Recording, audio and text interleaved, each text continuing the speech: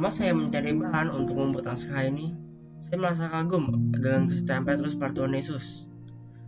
Dahulu, dia pernah menyangkal Yesus hingga ketiga kali. Namun kali ini, ia bukan hanya mengakui dirinya sebagai pengikut Kristus, tapi hingga ke tahap ia tidak mau kabur dari perintahannya, meskipun ditawari kebebasan.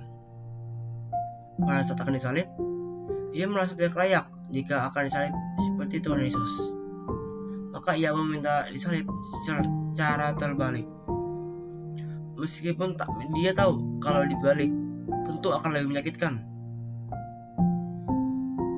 Saya merasa kagum atas kerendahan hatinya hingga mau meninggal dengan cara yang jauh lebih menyakitkan, supaya tidak sama seperti Tuhan Yesus. Ketika saya memainkan peran sebagai Petrus, khususnya ketika berdoa, saya merasa sangat berserah diri pada Tuhan atas apa yang akan terjadi.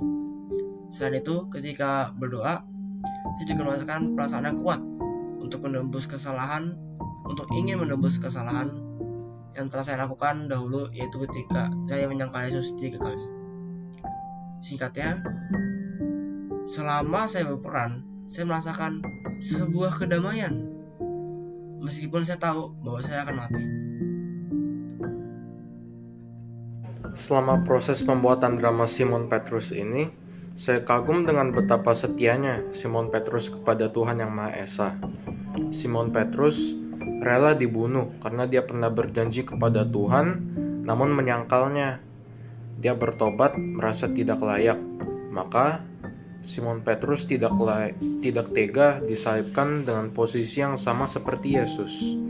Maka dia meminta untuk disalibkan terbalik.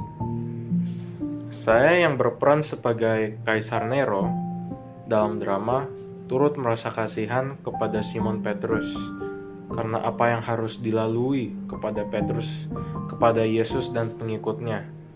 Mereka diperbuat kasar dan dianiaya. Kesan pertama saya terhadap kisah penderitaan Santo Petrus ini adalah penasaran dan kebingungan.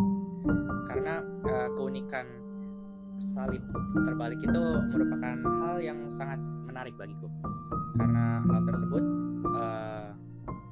menggambarkan betapa setianya dan juga betapa tidak maunya Santo Petrus untuk menyangkal Yesus lagi. Hal ini dapat saya empatikan dengan diri saya dan berelevan juga dalam hidup saya, karena berkali-kali saya pernah membuat janji dan akhirnya tidak tertepati, dan hal tersebut sangat memberatkan hati saya. Dan karena hal tersebut saya berpikir bahwa Santo Petrus merupakan tokoh yang sangat pas untuk dijadikan sebuah teladan bagi kita semua.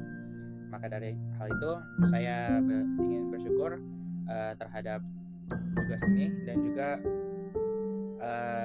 refleksi saya yang menyadarkan saya bahwa janji itu harus ditepati, bukan hanya diomongi. Ya, terima kasih.